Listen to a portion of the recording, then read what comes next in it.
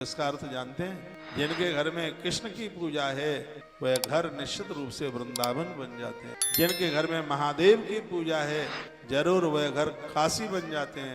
जिनके घर में प्रभु राम की पूजा है अवश्य में वह पवित्र स्थान अपने आप में अयोध्या बन जाता है।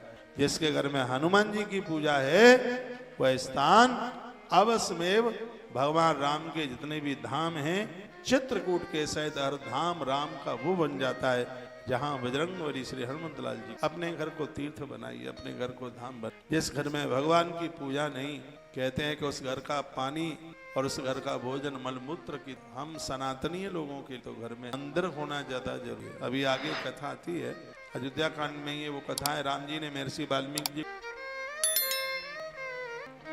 मैंने बहुत बार ये निवेदन किया, महर्षि वाल्मीकि जी को प्रभु राम जी ने एक बात कहा, भगवान आप यह बताइए कि हम कहाँ रहे हैं। 14 स्थान बताए, उसमें एक ये भी स्थान बताया, कहा भगवान जिस घर में आपकी पूजा है, जिन घरों में आपकी पूजा है आप अयोध्या रहना भले ही भूल जाना, लेकिन उन लोगों के घर में रहना आप कभी भी न भूलें।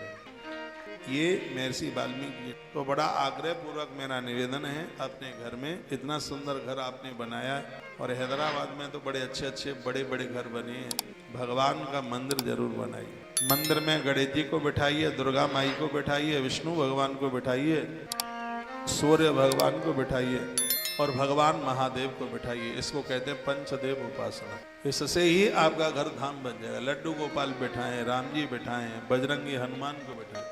3 देवताओं की पूजा में जनेऊ चढ़ता है, हनुमान जी, शंकर जी और गजानंद गणपति जी, इनको जनेऊ चढ़ाई। बाजार में छोटे छोटे यज्ञों बीच जनेऊ मिल जाते हैं। कुछ चीजें ऐसी हैं, माँ दुर्गा को दूर्वा नहीं चढ़ती, सूर्य को अकहुआ का फूल नहीं चढ़ता, किसी भी देवता को टूटे चावल नहीं चढ़ते, पानी में डूबा हुआ फूल किसी भी देवता को नहीं चढ़ता, जो फूल धरती पर गिर गया है वो भी देवताओं के ऊपर नहीं चढ़ता।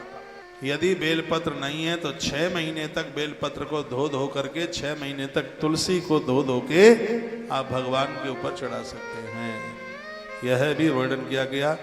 दिए से कभी धूप बत्ती नहीं जलाई जाती, दिए को कभी बुझाया नहीं जाता। पूजा में पत्नी को बाईं तरफ नहीं बिठाया जाता, पूजन में पत्नी का स्थान है वो दाईं तरफ होता है। यात्रा करते समय पत्नी को दाईं तरफ नहीं, यात्रा करते समय पत्नी को बाईं तरफ बिठाया जाता है। इसलिए पति ड्राइवर बन के गाड़ी चलाता है तो पत्नी बाईं तरफ ही तो बैठ। इसलिए जो समझदार लोग हैं, जब पत्नी गाड़ी चला रही होती है तब उसे कहते हैं चलो तू रोज चलाती है, आज हम ही चला लेते हैं। क्योंकि यात्रा में पति का बाईं तरफ होना ठीक नहीं है। और पूजा पाठ में कहते हैं कि पत्नी का बाईं तरफ होना ठीक नहीं है। पूजा पाठ में पत्नी दाईं तरफ होती है और यात्रा करते समय, रात्रि को सोते समय, उस समय पत्नी बाईं तरफ होती है। जिस समय पुरुष प्रणाम कर रहा है, पुरुष पूजा कर रहा है, तो वहां नारी उसकी कोहनी के नीचे हाथ लगा लेती है। लेकिन जिस समय पत्नी आशीर्वाद ले रही है, मान लिया जाए उसकी कोई गोद भरी जा रही है, तो उस समय पति उसकी झोली के नीचे अपना हाथ लगा लेता है। उस समय पति का हाथ ऊपर होता है, उस समय पत्नी का हाथ ऊपर होता है, पत्नी का हाथ नीचे होता है। जब कोई पति कोई संकल्प करता है तो पत्नी को अलग से संकल्प करने की जरूरत नहीं होती, वह पति के हाथ के नीचे अपना हाथ लगा लेती है। ऐसे किए गए सदकर्म का उस पत्नी को अपने आप में अनंत गुना फल प्राप्त हो जाता है। समझ में